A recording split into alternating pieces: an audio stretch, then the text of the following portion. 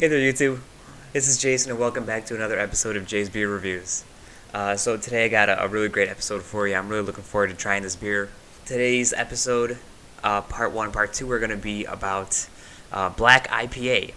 And so I am very, very fond of my regular IPAs. I've probably my favorite beer to drink.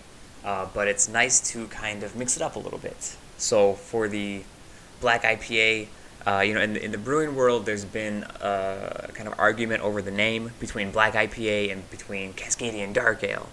There's a couple other names that you go by, but in the BJCP Style Guidelines, in the 2015 Style Guidelines, they do call it Specialty IPA, Black IPA. So that's what I'm going to go with. So just read from the BJCP Style Guidelines. I got it right here on my screen.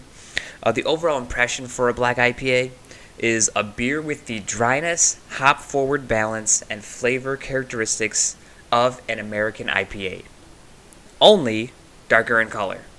It also notes that it should be without strongly roasted or burnt flavors. The flavor of darker malts is gentle and supportive, not a major flavor component. Drinkability is key, which is kind of something they say in every style description. Maybe just driving home the point that you should be able to drink your beer. What I get from that style description, just the overall impression, is that it's supposed to be exactly like a regular IPA, except dark. So in reality, if I were blind, if I couldn't see my beer, I wouldn't know the difference. I mean, it does mention that there should be a gentle and supportive character of the darker malts. In comparing a regular IPA and a black IPA, maybe they shouldn't be exactly the same in aroma and flavor, but they should be really, really, really close.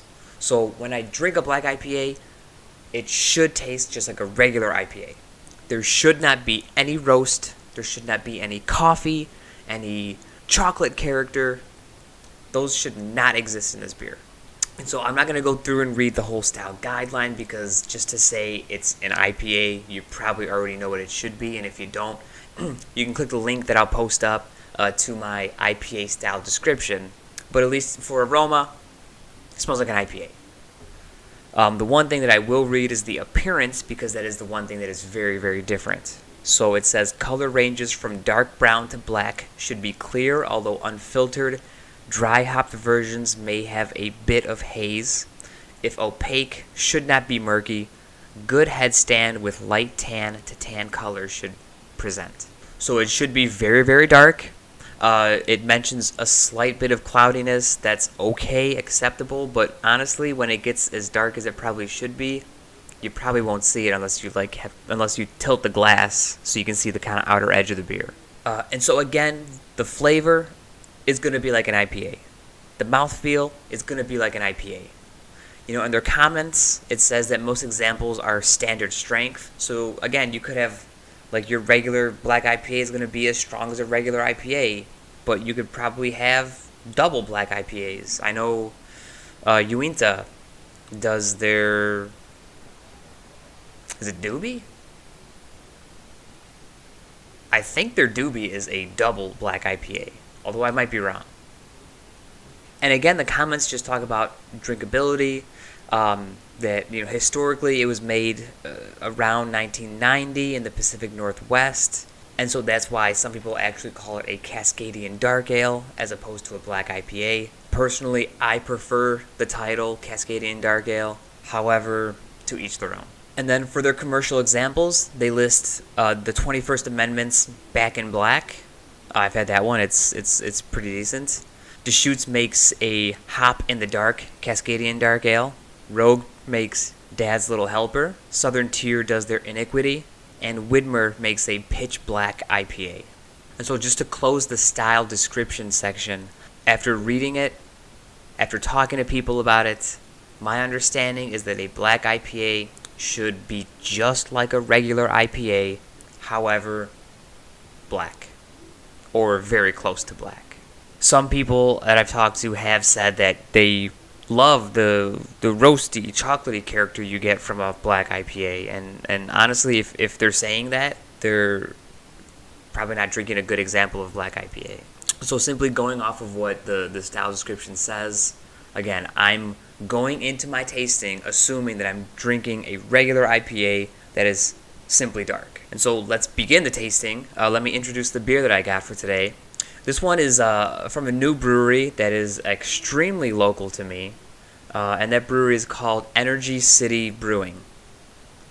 So they're out of Batavia, Illinois, and they are a brand new brewery, so I'm super excited to try their stuff. So far, I've only been to one of their bottle releases, and they're only doing bottle releases once a month. Like I said, they're very close to me, and so I'm very excited to be checking them out once a month when they release their bottles. And so I did go, and I'll flash a couple pictures on the screen, like ba-ba, ba-ba, ba-ba, ba-ba.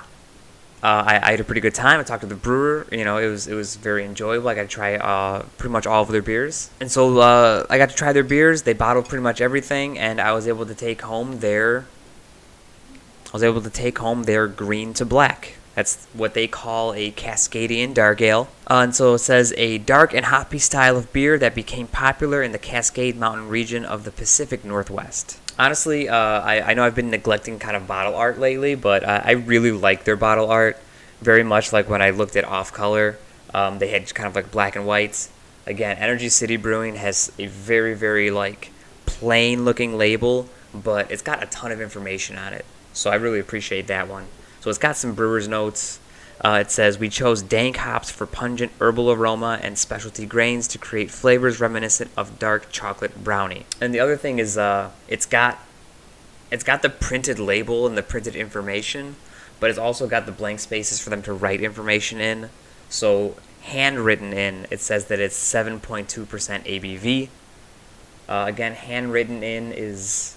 it was bottled on 9/20, and I'll let you know today's date is 11/20. So this beer is 2 months old. I got bottle 88 out of 100, so that's pretty cool. And then just got their address and like the regular government warning stuff. So if you guys want to watch me drink this beer and give you my tasting notes, do please tune into my next episode, part 2 of Energy City Brewing's Green to Black. As always, do please like my video. Please subscribe if you haven't.